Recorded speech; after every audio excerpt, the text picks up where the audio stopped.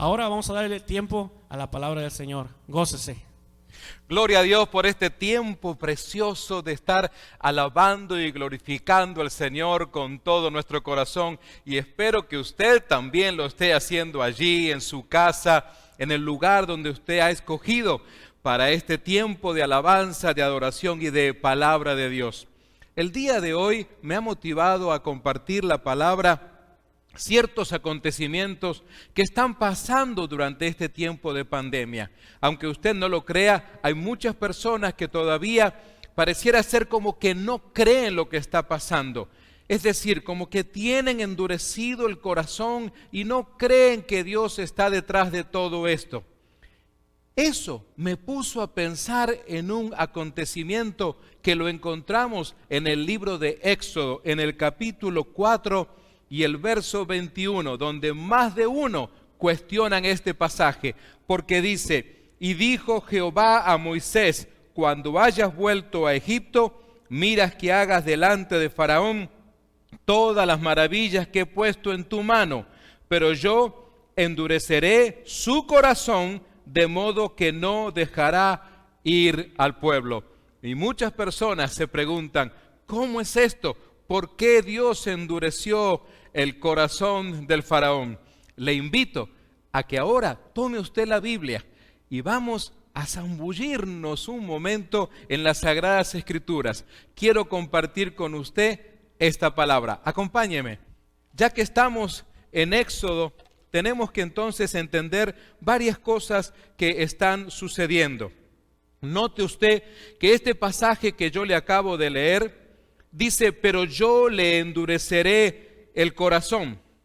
Ahora, ¿qué significa la dureza del corazón? Es una buena pregunta que nos podemos hacer. Recuerde, una de las mejores maneras para entender la palabra de Dios es haciéndole preguntas al texto. Fíjense en ustedes entonces que cuando nos preguntamos qué significa la dureza del corazón, no se refiere a un corazón que bombea nuestra sangre y que palpita, que es el que tenemos nosotros aquí en el pecho. No olvidemos que estamos leyendo una porción del Antiguo Testamento y esto fue escrito en lenguaje hebreo y se refiere al centro de nuestra alma. Esa es la realidad. En segundo lugar, se endureció el corazón de Faraón en ese preciso instante. Tengo que decirles que no era esa la primera vez que el faraón, el rey de Egipto, el hombre, el líder más fuerte, no solamente de Egipto, sino del mundo existente en aquel momento, ya había entonces experimentado la dureza de su corazón previamente. Fíjense en ustedes, debemos notar que el pueblo de Israel había experimentado mucho abuso por parte de este faraón. Había sido verdaderamente el pueblo ultrajado como esclavos. Mucha maldad de parte del faraón y de todo su gobierno. Pero quiero demostrarle que esto es real. Comprobemos esto en las Sagradas Escrituras, porque Éxodo capítulo 1, versos 6 al 8 dice que José y toda su generación habían muerto y el nuevo rey de Egipto nunca conoció a José ni sabía nada de Dios, de Jehová. En Éxodo capítulo 1, versos 11 dice: por lo tanto los egipcios esclavizaron a los israelitas y les pusieron capataces despiadados a fin de subyugarlos por medio de trabajos forzados. Los obligaron, note usted, los obligaron a construir las ciudades de Pitón y de Ramsés como centros de almacenamiento para el rey. Interesante que esto se conecta con el trabajo de los arqueólogos que han descubierto gran parte de estas ciudades. Y luego, en Éxodo también capítulo 1, versos 13 y 14, dice que los egipcios los hacían trabajar sin compasión. Les amargaban la vida forzándolos a hacer mezcla, a fabricar ladrillos y a hacer todo el trabajo del campo. Además, por si eso fuera poco, eran crueles en todas sus exigencias. ¿Y sabe qué? Todavía hay más. Porque en el versículo 15 y 16 dice que después el faraón, rey de Egipto, dio la siguiente orden a las parteras hebreas. Había dos que eran las jefas de las parteras, porque a pesar de las circunstancias que vivía el pueblo de Israel, ellos se seguían multiplicando y cada vez eran más habitantes hebreos que de Egipto mismo. Así que entonces este faraón se reúne con Cifra y con Púa y les da serias determinaciones y órdenes. Les dice: cuando ayuden a las mujeres hebreas en el parto, presten mucha atención durante el alumbramiento. Si el bebé es niño, un varoncito, mátenlo, pero si es niña, déjenla sin vivir. Déjenla con vida, perdón. Así que entonces lo que estamos viendo aquí es una maldad constante, es un corazón que ya viene en un proceso que va creciendo de endurecimiento. Y todavía hay algo más que prueba la dureza del corazón del faraón, de este líder máximo de Egipto en aquellos días. En el capítulo 1 siempre, pero en el verso 22, como el faraón se sentía frustrado en medio de su maldad que él quería, porque las dos parteras, las dos jefas de todas las parteras, le habían dicho que las mujeres hebreas eran muy robustas y que cuando ellas llegaban ya habían dado a luz, entonces no podían matar al bebé. Entonces el faraón dio la siguiente orden a todo su pueblo. No fue ya a un par de soldados o a dos parteras, fue a todo el pueblo y les dijo: tiren al río Nilo a todo niño hebreo recién nacido, pero a las niñas pueden dejarlas con vida. ¿Se da cuenta usted cuánta maldad, cuánto corazón endurecido ya existía en la vida de este faraón?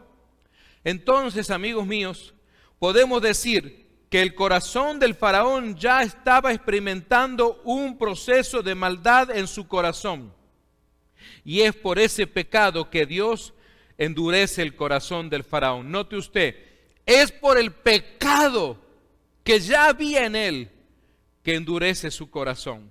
No fue que se le ocurrió a Dios nada más, aunque Dios siempre, como tiene un plan, es bien organizado y tiene un objetivo claro para su pueblo y para todo lo que Él quiere hacer, y lo vamos a notar en la lectura de la palabra.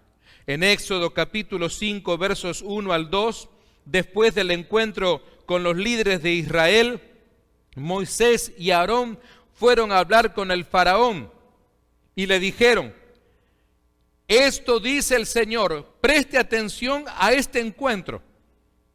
Esta es una instancia donde Faraón tiene una gran oportunidad, porque si él estaba diciendo que no conocía a Dios, ahora tenía esta oportunidad. Esto dice el Señor. Moisés y Aarón están frente a él. Dios de Israel, deja salir a mi pueblo para que celebre un festival en mi honor en el desierto. Y fíjense ustedes que la Nueva Traducción Viviente lo dice de esta manera, como una especie de respuesta burlona. Y dice: así, replicó el faraón, ¿y quién es ese Señor?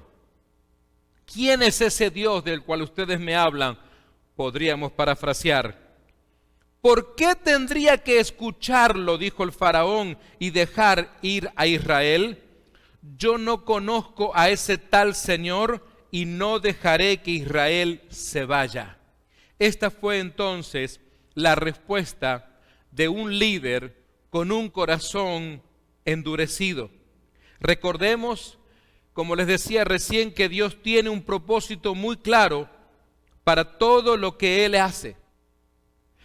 Quiero que usted si tiene su Biblia abierta, vaya a Éxodo capítulo 6, versículos 1 al 8. Porque allí dice que entonces el Señor le dijo a Moisés: después de todo esto, ahora verás lo que le haré al faraón. Cuando él sienta el peso de mi mano fuerte, dejará salir al pueblo. De hecho, él mismo los echará de su tierra. Dios también le dijo: yo soy Yahvé, el Señor. Me aparecí a Abraham, a Isaac y a Jacob como el Shaddai, el Dios Todopoderoso. Pero a ellos no les revelé mi nombre, hablando al pueblo de Israel, Yahvé, y reafirmé mi pacto con ellos, mediante el cual prometí darles la tierra de Canaán, donde vivían como extranjeros. Puedes estar seguro de que he oído, le dice Dios a Moisés, he oído los gemidos de los israelitas que ahora son esclavos de los egipcios, y tengo muy presente mi pacto con ellos. Recordemos que cuando el pueblo de Israel llega a Egipto, a través de José, a través de Jacob, de todos sus hijos, pero el principal es José, ellos no llegan como esclavos. El arreglo que hubo era porque el faraón de aquellos días tenía grande confianza con José, una gran amistad habían desarrollado y les dio una amplia tierra para todos ellos, que fue una tierra muy fértil, donde ellos crecieron allí. Pero originalmente no fueron esclavos, fueron los siguientes faraones que decidieron hacer eso con el pueblo de Israel. Así que entonces, notemos nosotros lo que está enseñándole Dios. Por lo tanto, dile al pueblo de Israel, ahora esto sí, este es el mensaje para el pueblo de Israel, porque Dios utiliza a Moisés y a Aarón para hablar con el faraón, pero también con el pueblo de Israel. No nos olvidemos que el pueblo de Israel tenía siglos, más de 4 siglos viviendo en Egipto. Estas generaciones que tampoco habían conocido a José, ellos, el único hombre fuerte, el único máximo líder de gobierno que habían conocido, era aquel que se sentaba en ese trono de ese extraordinario palacio en Egipto, y era el faraón. Así que entonces se habían sometido a él. Ellos no conocían entonces a Dios. Tal vez sabían cosas que les contarían sus abuelos, pero no conocían a Dios, no tenían una relación con Dios, y ahora este era el trabajo de Moisés. Pero antes debían salir de Egipto, debían salir de esa esclavitud. Mi amigo y mi amiga, para que podamos conocer a Dios, necesitamos salir de todo tipo de esclavitud. No puedo estar esclavo de las drogas, esclavo del alcohol, esclavo de cualquier cosa, y pretender entonces tener relación con Dios, conocerle a Él. Las dos cosas no se pueden mancomunar. Dios primeramente quiere libertarle. Es por eso que Él nos ha redimido en la cruz del Calvario. Pero fijémonos entonces que le dice Dios: por lo tanto, dile al pueblo de Israel, yo soy el Señor. Te libertaré de la opresión que sufres y te rescataré de tu esclavitud en Egipto. Recordemos que había muchos que ni se daban cuenta de que eran esclavos. Muchos le protestaron y le argumentaron a Moisés cuando estaban en el desierto. Hasta anhelaban regresar a Egipto. ¿Regresar a dónde? A la esclavitud. Notemos que entonces dice Dios en la Nueva Traducción Viviente: te redimiré con mi brazo poderoso y con grandes actos de juicio. Te tomaré como pueblo mío, es decir, como su pueblo primogénito, y seré tu Dios. Note usted, este es el objetivo que tiene Dios. Él sabe muy bien lo que quiere y lo desea, ser el Dios de Israel. Entonces sabrás que yo soy el Señor, tu Dios, quien te ha librado de la opresión de Egipto. Te llevaré a la tierra que juré dar a Abraham, a Isaac y a Jacob. Te la daré a ti como tu posesión exclusiva. Yo soy el Señor.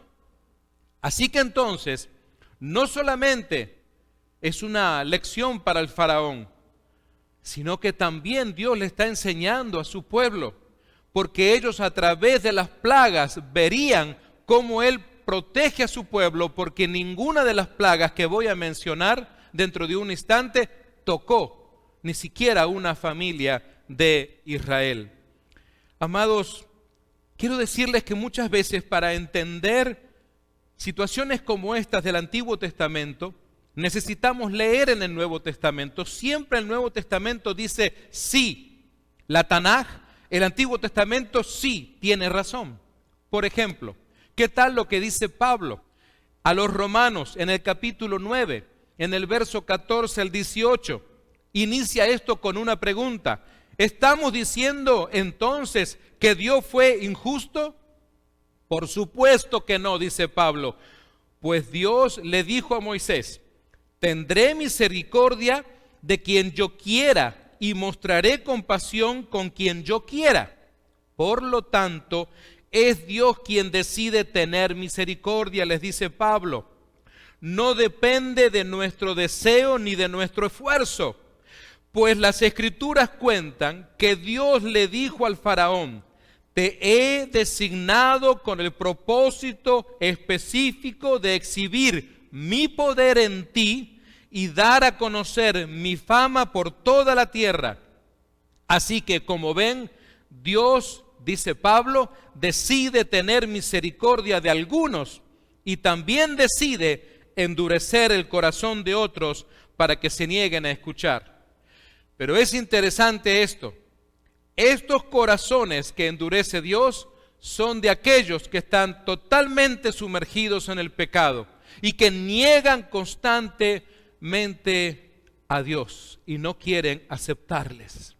Y mis amados, no se trata de que Dios quería ser famoso como los artistas de Hollywood, no. Esta palabra fama que encontramos nosotros en la lengua castellana es la que se refiere a un Dios que quiere ser conocido, aún por aquellos pueblos paganos que sepan que Él es el Dios de Israel y que ama a su pueblo. Nosotros veremos, usted y yo, como personas gentiles, que también esa redención llegó a nosotros, nos alcanzó. Es ahora decisión suya el hecho de aceptar esa redención, salir de esa esclavitud. ¿Sabe? Yo me identifico un poco con el faraón. Usted dirá, ¿cómo así? Porque también tuve un corazón endurecido. Aquel amigo que por 4 años me hablaba de Cristo, parecía ser que cuanto más me hablaba de Jesús, cuanto más me hablaba del amor de Dios, pareciera ser que el corazón mío más se endurecía, más se cerraba y solamente hablaba de una religión popular, de los dogmas de mi iglesia, pero no abría el corazón a Cristo. Así que entonces, amados míos, hay situaciones como las que estamos viviendo, en donde de alguna manera el mundo necesita ser convulsionado. Ahora todo se ha detenido para que le prestemos atención. ¿Sabe? Es su decisión. Si usted todavía quiere seguir enojado o enojada con Dios, si usted quiere seguir argumentando de por qué Dios hace esto, de que por qué Dios hace lo otro, pero ¿sabe? Le animo a que deje todo argumento, todo su enojo de lado y entienda el plan que Dios tiene. El plan que Él tiene es de darse a conocer a usted, usted que no le está siguiendo, o usted que no le está obedeciendo, o usted que se ha apartado del camino del Señor y que sabe que no tiene la seguridad de la salvación, usted que sabe que su nombre no está escrito en el libro de la vida. Entonces, volviendo al pasaje, llegamos a esa instancia en donde el endurecimiento del corazón del faraón se iba, le decía recién, acrecentando cada vez más y más. Después de cada plaga había un acto de misericordia de Dios, porque la plaga se terminaba. Moisés hacía la oración y la plaga terminaba, pero después de que cada plaga se terminaba, por la oración de Moisés, entonces Faraón volvía a endurecer su corazón. Él fue constantemente un mentiroso y un farsante, pues nunca cumplía con lo que él prometía. Miren, podemos ver eso. Me gustaría que tome nota rápidamente y que usted, a manera de devocional durante esta semana, pueda leer a partir del capítulo 7, en el verso 14 al 25, aparece la primera plaga, la plaga de sangre por todas las aguas. No había nada que fuera líquido que no hubiera sido transformado en sangre. Luego viene la plaga de las ranas por todas partes. Imagínense ustedes cómo se sentiría en su casa levantarse a la mañana y tener su cama llena de ranas, ir al baño y ranas por todas partes. Entonces, así como cesó la plaga de la sangre, cesó luego por la oración la plaga de las ranas. Todas murieron, había muchísimo olor, me imagino el gran trabajo de recoger a tantas ranas muertas, pero una vez más el corazón del faraón se endurecía y no dejaba ir al faraón, al pueblo de Israel.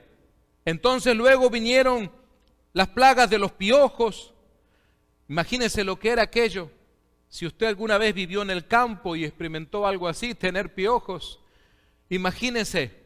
Luego vino la plaga de las moscas, la plaga del ganado. Todo el ganado de Egipto murió, excepto el ganado de Israel. Luego encontramos nosotros la plaga de las úlceras en el capítulo 9, verso 8. A todos los egipcios les salían úlceras en la piel, en el cuerpo, por todas partes. Nosotros estamos quejándonos acá de una pandemia, pero imagínese usted lo que era esto y el tiempo que tomó. Esto no fue algo de un par de días o un par de semanas. Note usted que esto era progresivo. Parecía aquí que era como una lucha entre el orgullo, el endurecimiento del corazón del faraón y Dios, que todavía estaba dispuesto, después de cada plaga, a mostrarle su misericordia. Notemos entonces que luego viene la plaga del granizo, en el capítulo 9, versos 13 al 35. Ahí va a ver una vez más qué embustero y mentiroso era el faraón, porque mandó llamar a Moisés, porque estaba asustado por los truenos, los relámpagos. Dile a tu Dios que ahora sí pare todo. Y sin embargo, una vez más, endureció su corazón y se volvió a burlar de Dios mismo. Luego en el capítulo 10 aparecen justamente las plagas de las langostas, y esa es la octava plaga. Hace poco teníamos una gran plaga de langostas aquí, especialmente en el continente africano. Luego en el capítulo 10, verso 21, aparece la plaga de las tinieblas. Eso fue terrible para todos los egipcios. Pero aún así y todo, el corazón del faraón seguía endurecido. Mis amados, finalmente llega la última plaga. Dios le había dicho: yo quiero que dejes a mi primogénito en libertad, que es Israel. Si tú no dejas a mi primogénito libre de la esclavitud, si no lo dejas salir, entonces yo tomaré la vida de tu primogénito. Pero el faraón no tomó en serio esas palabras. Y note usted que entonces en el capítulo 11, versos 1 al 10, aparece entonces la plaga de los primogénitos, y luego vemos nosotros que ahí surge la primera Pascua, de donde aprendemos y tenemos el conocimiento de la Pascua.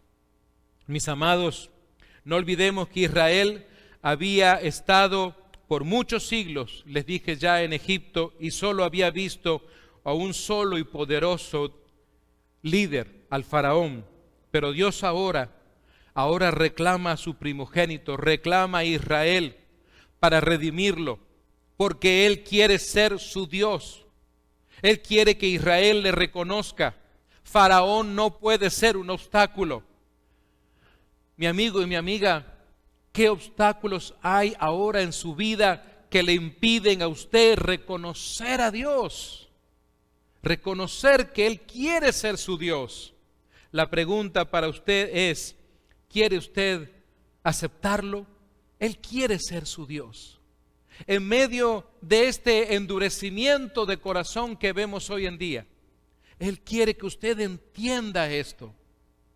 No crea que Dios está como feliz, como alguien que está haciendo alguna maldad y está contento con los resultados. No es así. Ese no es Dios. Él en este momento también está angustiado y triste por todas esas personas que mueren, por todas esas personas que aún le rechazan, por todos aquellos que aún quieren seguir haciendo su vida como se les da la gana y no quieren reconocer de que Dios les ama, de que Dios quiere redimirlos, de que Dios ya entregó a su Hijo Jesucristo. El apóstol Pablo es muy claro y él dice que Dios es el que toma su decisión de derramar su misericordia.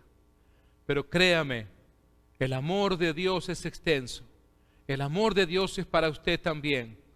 Hoy le invito a que usted entonces entregue todo el endurecimiento de su corazón y que hoy usted le entregue su vida a Cristo. Mi amiga y mi amigo, no es necesario que tú esperes una plaga más, una situación más, no es necesario. Dios está obrando con cada uno de nosotros en este tiempo. ¿Sabes? Él no está endureciendo tu corazón, porque seguramente tú ya lo has endurecido, tal vez con tus pensamientos, tal vez con tus pecados, pero Él quiere que tú seas libre de todo eso, para que en este tiempo puedas reconocer que Él te ama, que ha entregado a su Hijo Jesucristo en la cruz del Calvario y que quiere que tu nombre sea escrito en el libro de la vida. Ahí donde estás, te invito a que hoy le digas a Dios que le aceptas en tu corazón como tu Dios, para conocerlo, no para saber de Él, sino para conocerlo y para que tú y tus generaciones futuras le conozcas.